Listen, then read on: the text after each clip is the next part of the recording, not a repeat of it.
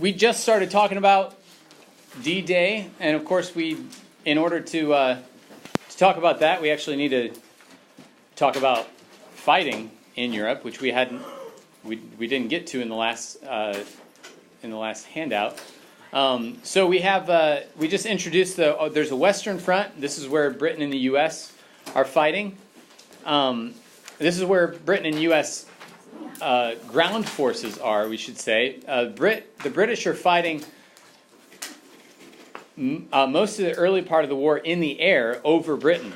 Right? Germany is sending bombers, and they're trying to kind of scare Britain out of the war, crush their spirits, and so they're just bombarding Britain, and Britain is trying to keep their skies safe, and so that's what, if you ever hear the Battle of Britain is an air battle. It's all happening in the air over Britain.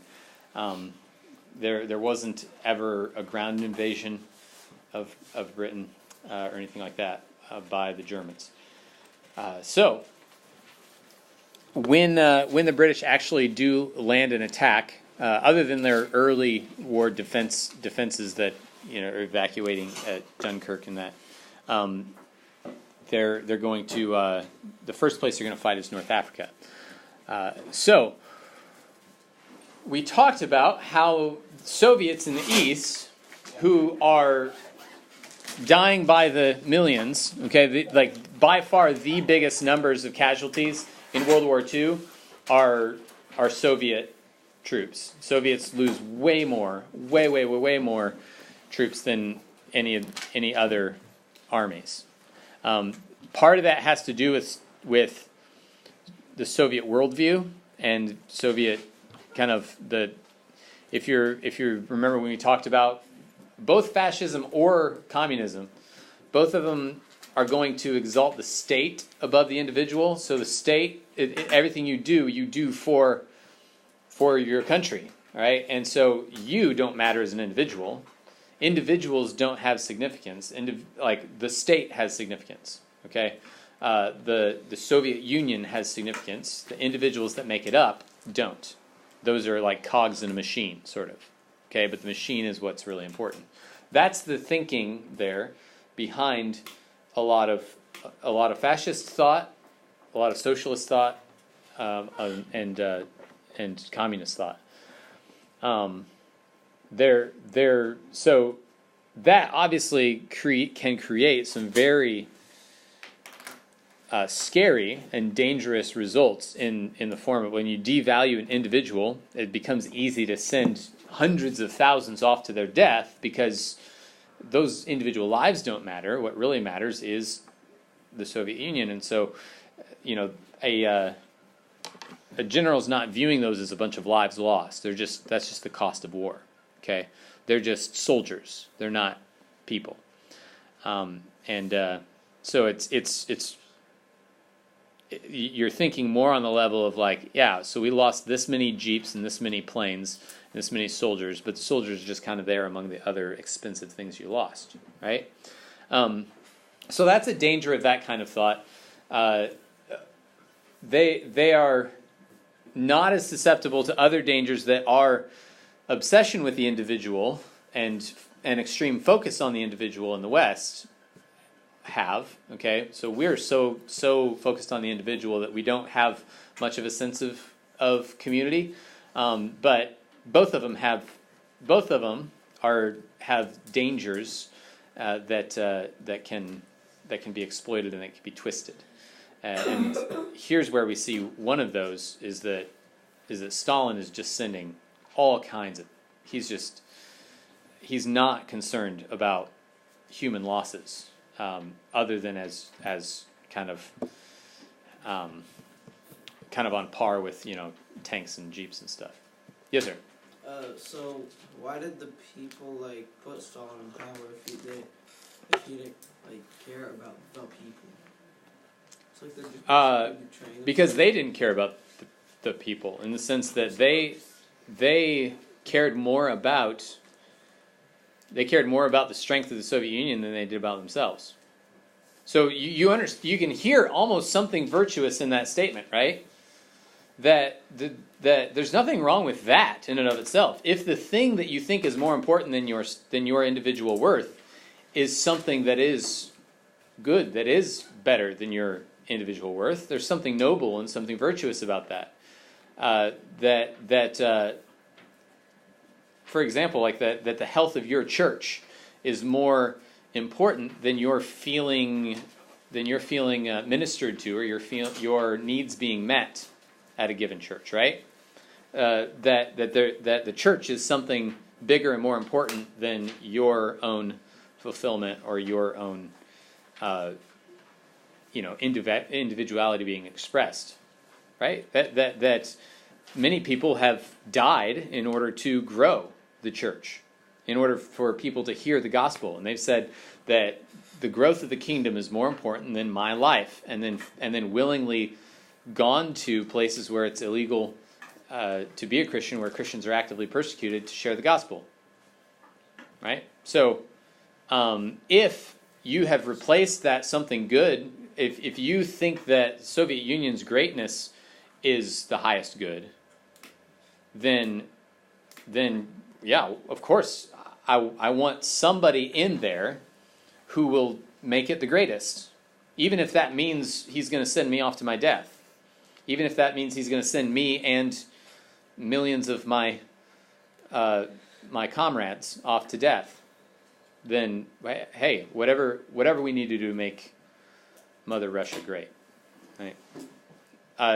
In that mindset, with that kind of view, it's easy for things like that to happen. And we would say that there is some truth to that only if that good is actually good. Only if that highest good that's bigger than me is actually good. And I would, of course, dispute whether or not the strength of the Soviet Union was better than or higher than the worth of its citizens. And yeah. Anyway, so now, so they're just losing astronomical numbers, and he's like, hey, I need a Western front here in Europe. So attack mainland Europe. Of course, U.S. and Britain are dragging their feet. Why?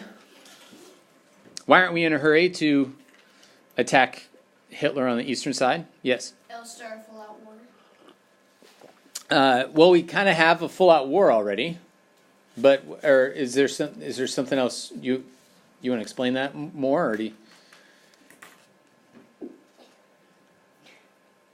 Not like Hitler may retaliate. Okay. Yeah. Well, he's certainly going to defend himself, right?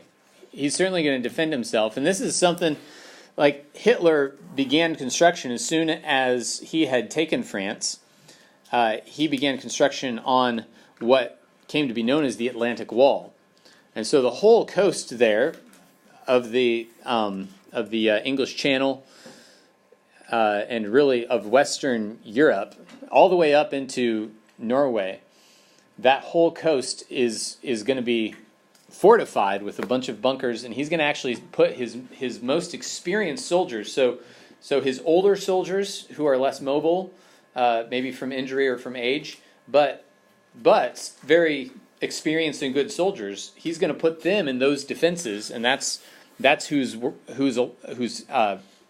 stationed along his Atlantic Wall, and just a bunch of concrete bunkers and armaments and everything like that. So he has defended really well that Atlantic Wall. So it's going to be very costly to land there. It's going to be very difficult to land there. So that's one reason. Yeah. What's another reason? Yes. Well, it would cost more lives. Just like, well, since the Soviet Union anyway wanted to conquer Britain, or not Britain, Germany. Just let them waste their own lives. We'll keep ours. Okay. So like, don't waste. But why would we want to do that? Aren't they our ally? Well, yeah, but they have communism. We don't like communism. Okay. So yes, they're our ally in the fact that we hate Germany more than them, and they also hate Germany. So we're on the same team, but we don't like them. Okay. So this is where Claude has come over and joined our team. Claude is fighting Rufus. we don't care if Rufus beats up Claude. We just want Rufus beat. So what we want is for Claude to barely win against Rufus, but to be so tired and bloodied that he's an easy match for us when they're done, right? That's how we want this war to go down, because we know that as soon as we're done fighting Rufus, we know that there's going to be a fight between us and Claude, and so let's let Claude be as weak and tired as he can be when that fight is over. Now, that's not everything that's going on there. Okay, that's not the only reason we're not attacking yet. But just to let you know that is coming. Maybe set you up for a little bit more later. Oh, come on! I always do that. All right. So they want allies to attack in the west.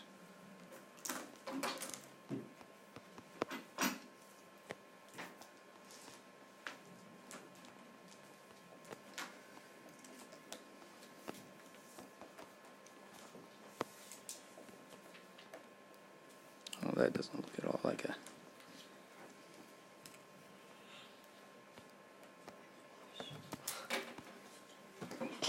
Yeah. They want. All right. So Operation Overlord is the name of the operation to liberate France, which means landing on mainland Europe. Okay, taking that back, Operation Overlord.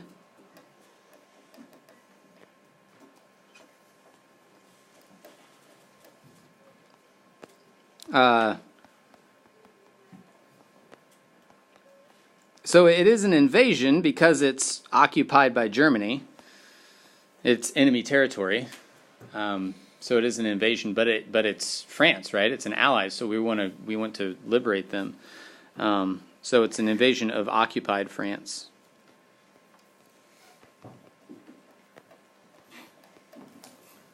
And of course that begins on D-Day itself. Okay, D-Day is the landing at Normandy. Okay?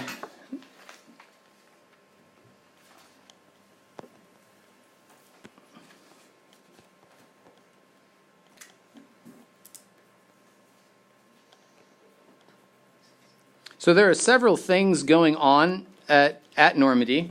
Normandy is that whole region of France that across the channel from England, and the landing of troops on there is just the kind of that critical, essential moment where we actually put an army on the land. But there's a whole series of preparation for that, and so there's going to be dropping of paratroopers and gliders behind the beaches to kind of block roadways, to be able to attack the bunkers and stuff like that from behind, and to assist in that. Right now, those all get lost because they're attacked and they're dropping at night, and so they get disoriented and nobody's landing where they're supposed to be, and very very few end up doing what they're supposed to do behind the lines, and so that's rendered almost useless, other than the fact that we do have some troops on the ground back there, but they're not accomplishing what the strategic ends that they were meant to accomplish. So there's some. It's really going to come down to the landing of the guys on the beaches. The U.S. have 2 beaches that we're landing at. And then the British and the English have 3 beaches between them. And so the U.S. lands at Utah,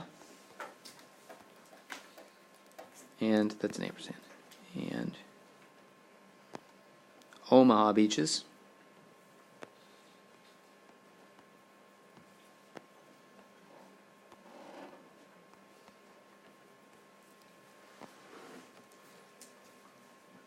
Doesn't look like a Utah. There we go. That's better. There you go, Utah. All right. Utah. Utah is easy, quote unquote.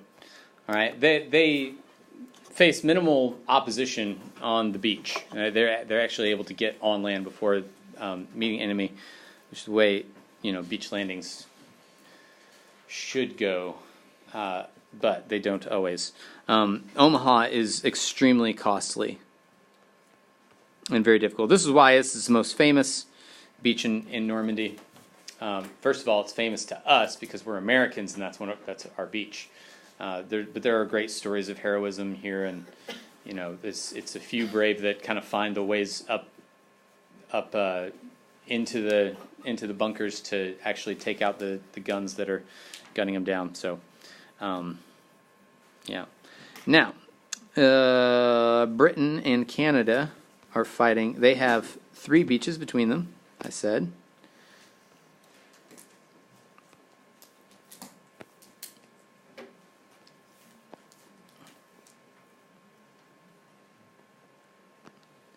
And they have Juno, Gold, and Sword.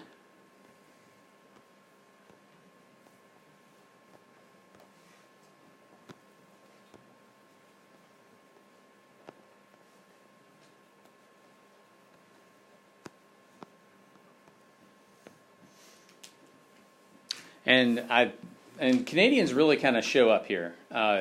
Canadians, if you you can make fun of them all you want.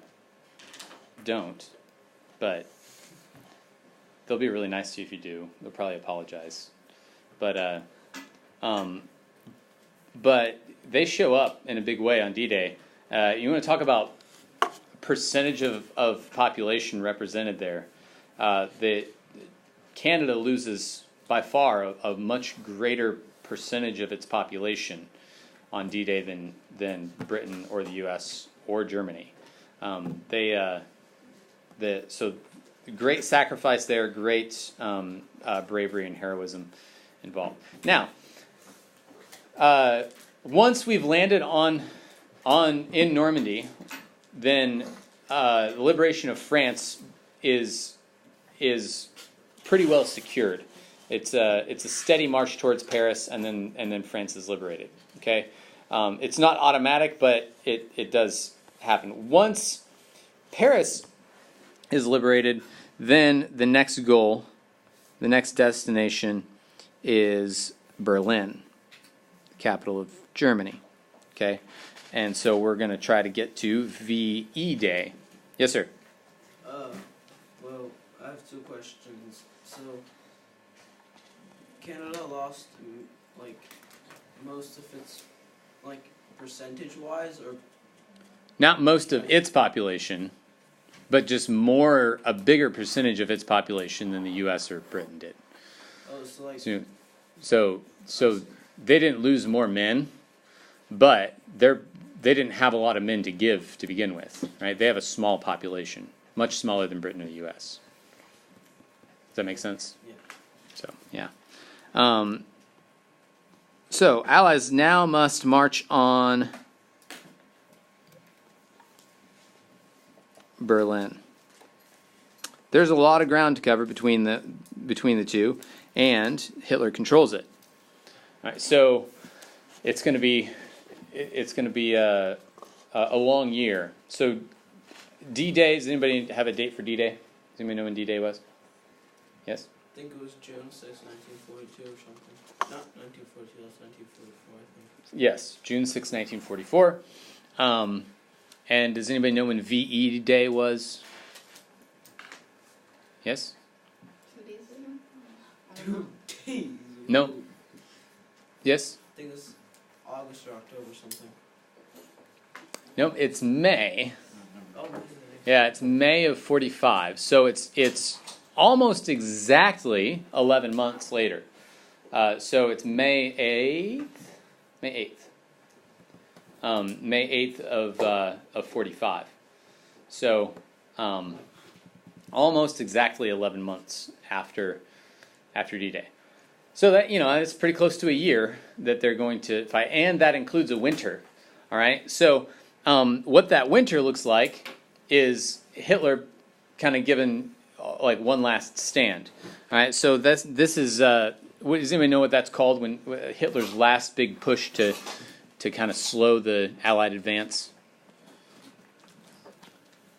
Yes. Counterattack. It is that. Counter invasion. That's not what it's known as. This is a famous name for this. Bulge. Yes, this is the Battle of the Bulge. All right, the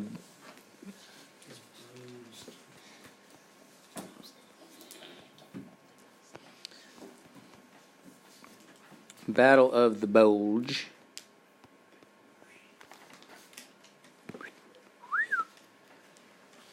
That's Hitler's last ditch effort.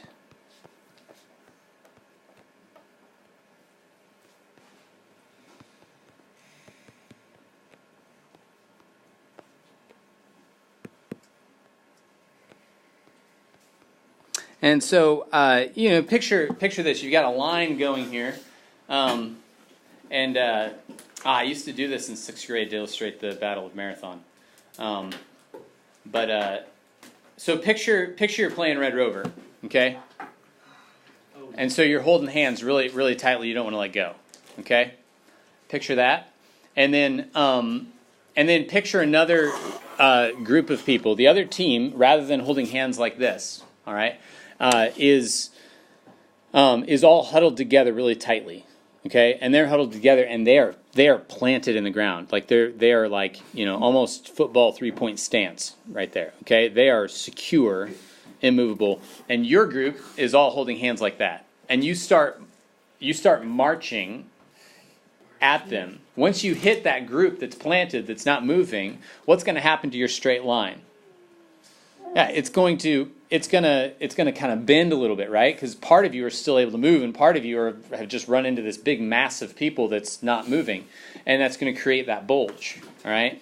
Now the reason we did that in 6th grade with the Battle of Marathon is this is how Marathon, the Athenians were way outnumbered, but they ended up surrounding the enemy because they had the enemy was so tightly packed together, the smaller number of people ended up surrounding them, and once they had their enemy surrounded, they were able to actually defeat them. And so this unlikely victory, the famous Battle of Marathon, kind of makes a little bit of sense, right? Well, this bulge, we don't end up surrounding, but there's clearly a blockage there, and our advance is slowed or stopped really in Belgium for the winter. We're not moving, and so that is in Belgium, which it's really handy. It's kind of nice that it's in. You don't have to guess too hard where the Battle of the Bulge was fought, because it's Belgium. Sounds like bulge. Battle of the Bulge. Now, so the Battle of the Bulge, if he succeeds, he could prolong or avoid Allied victory.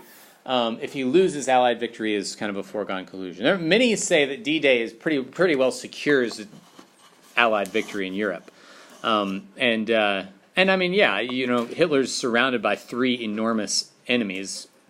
Once we're landed on Normandy. He's got Soviets in the west or in the east, and Britain and the U.S. in the west. That's rough. Italy's already been beaten. I didn't mention that. When we actually attack Europe, we don't even attack like we attack on the other side of the Alps. Italy is secluded from the rest of Europe by the Alps. So there's it's not putting any pressure on Hitler necessarily, other than just eliminating an ally of his. Right. So.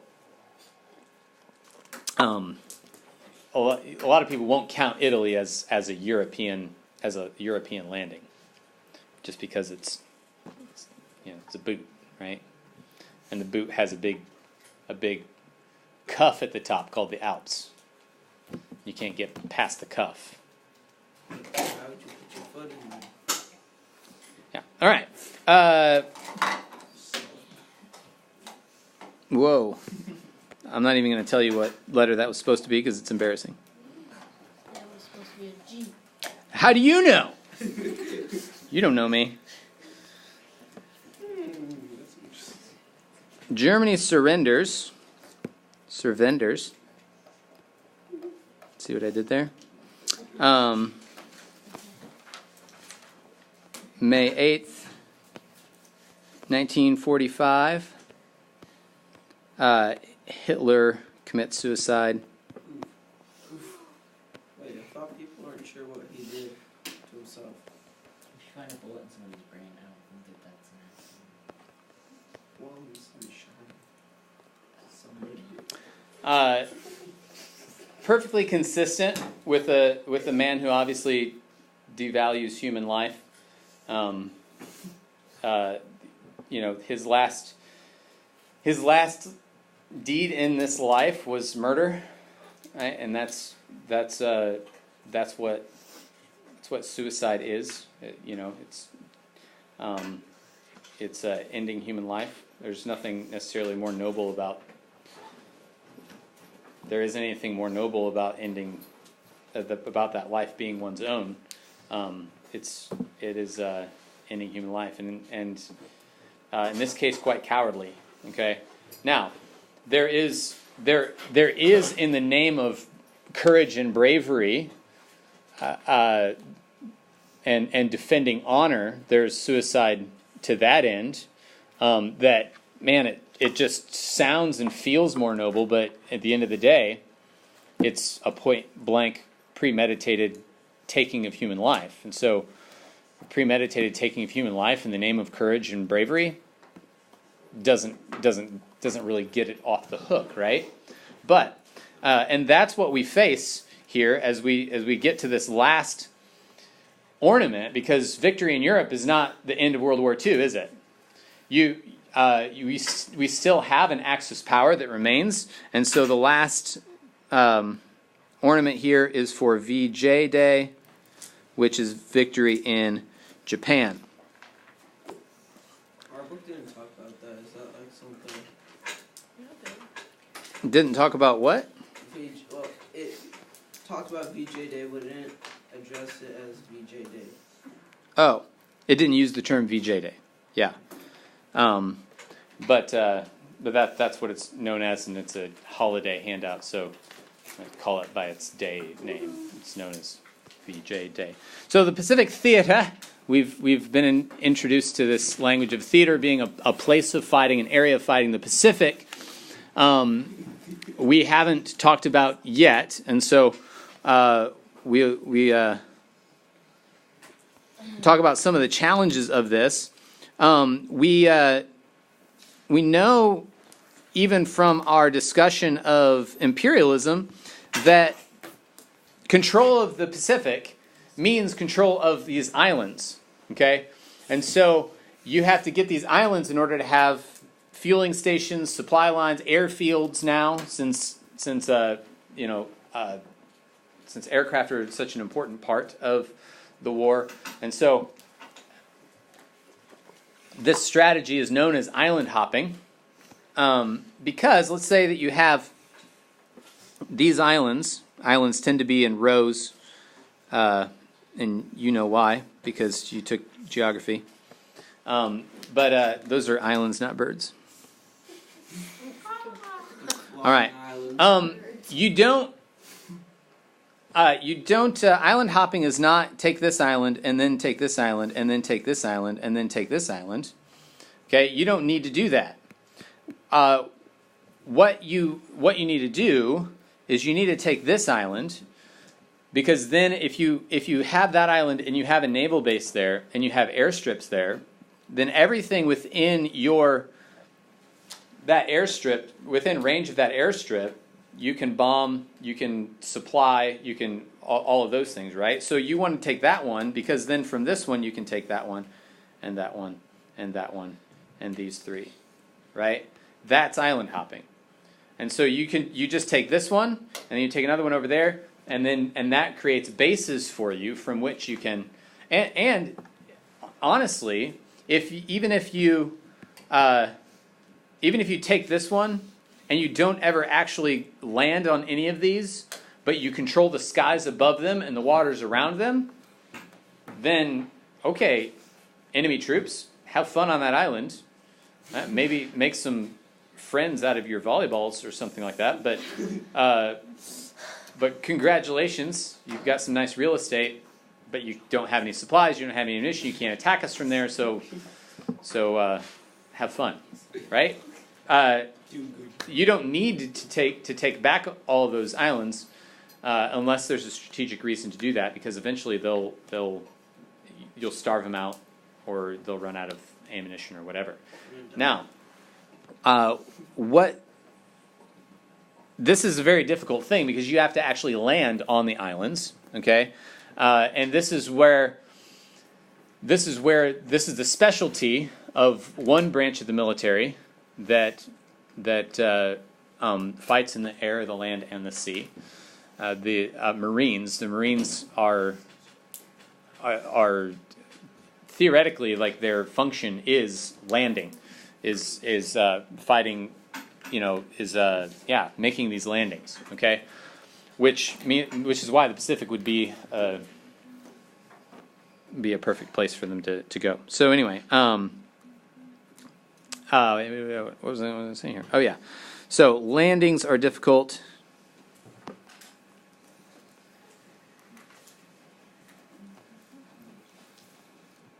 Because you have to get out of the boat into water and then wade in the water where you don't have any cover, and you're also really slow, right? Because you're wading. And then you get onto a beach where, again, you don't have any cover. You might be able to move faster, but you still don't have anything to hide behind. And so that entire time, you're extremely vulnerable. Now, they've bombarded different. This is what happens. You start writing something, and you're talking, and you have the DIFF, and you're like, oh, I know what I'm writing here. Autopilot finger. Difficult. Landings are very different. They are different, but they're difficult. All right. So you've bombarded it for days, right? And you're like, hey, clearly nothing could have survived that. Let's go land. And then as soon as you go to land, just like if you ever kick a fire ant hill and you see the ants go, right? Suddenly, all of these Japanese troops come out of their bunkers, out of their tunnels underground, perfectly healthy, perfectly well supplied, and shooting down all the Marines trying to land here. So there's also this factor that Japanese soldiers. So one of the things that makes Japanese soldiers so hard to attack is that they have a different kind of culture. They're from an honor-shame oriented culture. We are from a pragmatist culture. Have you ever heard somebody talk about pragmatics? Right? Or somebody, it's very practical. Okay. Practical means like what works, right? What gets the job done? What creates the best outcome? That's that's the way that our culture thinks, all right? That's not the way that Japanese culture and a lot of Eastern cultures think. They operate on a shame or honor basis. So what is the most honorable thing to do? What will bring me, my ancestors, my family honor? So the word is rarely. So if you have a couple of American soldiers in a foxhole and the enemy's advancing on them, and they're like, "Hey, it's hopeless. We're outnumbered. What should we do?" The way that American is going to evaluate that is they're going to say, "Well, okay, if we stay here, we're going to get killed. If I have a wife and kids back home, if we surrender, we'll probably spend like a couple years in POW camp, be able to, and we might be able to survive, go back, and then have the rest of my life to get over the fact that I was in a POW camp, but to spend with my wife and kids, right? So that's the way that an American might think through that issue. So let's surrender, and maybe we'll survive to to go back and not widow my wife or orphan my children, right? The way a Japanese soldier would think is, if I surrender, I'll bring shame on my name and on my family's name. So they're not thinking, I want to give my wife a husband and my kids a father. They're thinking, I don't want to bring shame and dishonor on my wife and kids.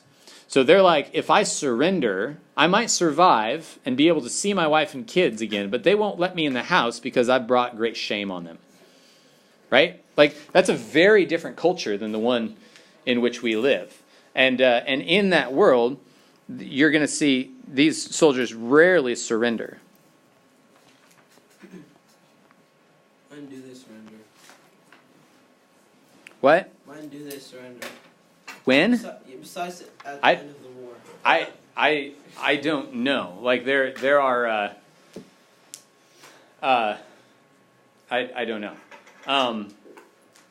And neither did the soldiers, and that was one of the great difficulties here, is there wasn't a formula for what might get these people to surrender rather than just die fighting. So I mean, like, you clearly have them beat, and yet they're still fighting, and you're still losing men, even though you know, like, another enemy, a Western enemy, would have surrendered days ago, and you're still losing men because you're fighting these people and they're just prolonging your victory. Well, that's painful and it's frustrating, right? And there's something that we look at that and we're like, man, there's some virtue in that. That's respectable, and there's some bravery and courage there. So we might look at there's something noble about that. And there's something noble, there's like this little sort of twisted nobility in the fact that many of them, rather than surrendering, will commit suicide. But again, that's twisted, right? Because at the end of the day, murder in the name of honor or bravery or whatever is still murder, even if it's murder of yourself. So that's something that we would want to keep in mind there. But it makes for a very difficult enemy to fight. Yes? Did Japan start actually killing lots of the prisoners of war? What? When? Did Japan start killing a lot of the prisoners of war? They, I don't know that they, were just straight up offing them, but very cruelly, the POW camps, Japanese POW camps were rough, from what I heard. So, and one of those actually here, the Philippines was, they acquired POWs very early on because it was the Philippines and we had troops there, and so they conquer the Philippines and take the Philippines from America, and then those troops are treated very cruelly. So you might have heard of the Bataan Death March. Bataan with Bataan, not like they were somebody in front of them twirling something, but like the Bataan Death March was Philippine U.S. troops in the Philippines forced to march in just horrible conditions in the Philippines. But here in the Philippines also was the Battle of Leyte Gulf. That's L. That's triangle. L. E-Y-T-E. Leyte Gulf. Why? Why do you look like a 4? Haha.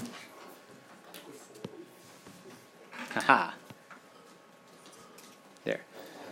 This pretty well destroys the Japanese Navy.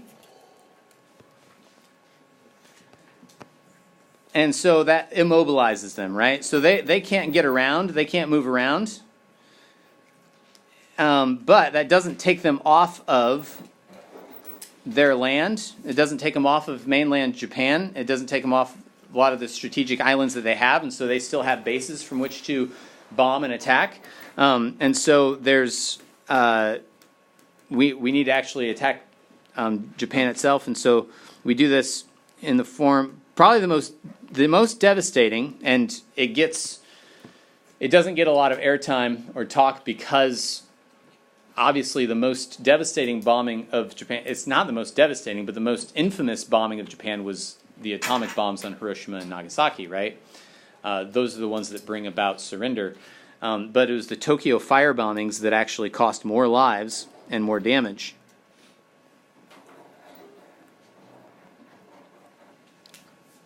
So these are bombs, and they're not concussive bombs that are meant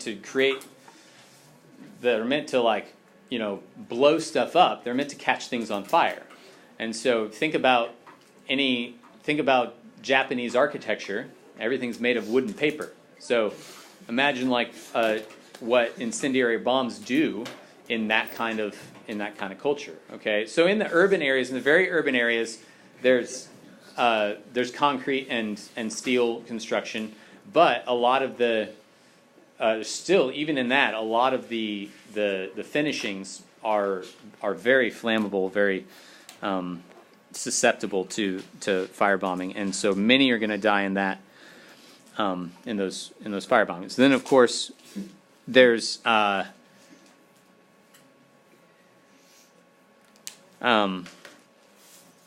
are warned. Oh no. Warned of utter destruction.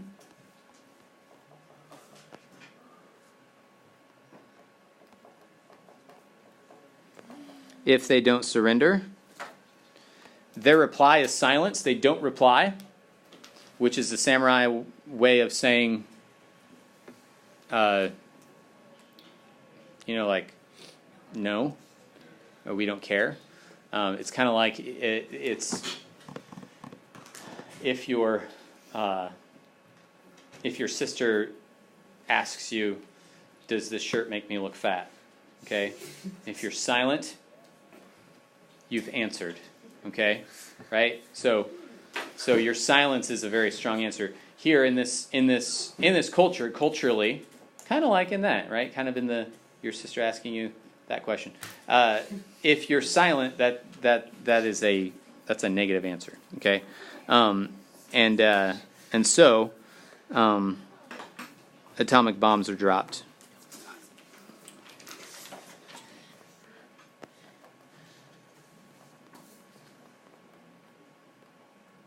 And then they surrender August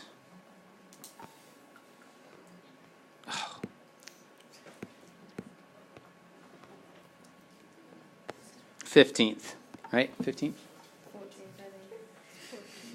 14th. Come on. Well, there's an official. Yeah. There were two. August 9th and August 15th, 14th. Oh, okay, cool. All right, August 14th of 1945. All right. Now, the war being over, like we just alluded to, doesn't solve all the problems. It doesn't make it solves some specific problems and makes it so now we have these other issues that we knew were going to happen, that we knew we were going to face here, and now we've got to face those. We've got to get ready to face those. So we don't get a lot of reprieve in between the two. Also, and hey everybody, stay with me. Also, we've just created the most destructive weapon that humanity has known, and still to this day has known, and used it in warfare. So not only did we create it, we also said, hey, using this on other human beings is a thing, right? We went ahead and did that. Our country did. Our president had really a matter of weeks to make that decision in. Okay, so FDR dies and Harry S. Truman becomes president, completely unaware, as vice president, completely unaware that we had invented an atomic weapon. Completely unaware that we had this project, very, very secretive project to invent it, and had successfully developed an atomic weapon. And so he hears that we have it, and 2 weeks later has to decide whether or not to use it. So he doesn't have a lot of background. He didn't grow up, debating it in 7th grade. He didn't have all this. It wasn't covered in his American history classes. He has to learn that such a thing exists, that it's not science fiction, it's real, and then decide, and has 2 weeks of that awareness with which to make his decision. So we understand that he's not taking it lightly, and he's extremely reluctant and afterwards somewhat regretful of it too. So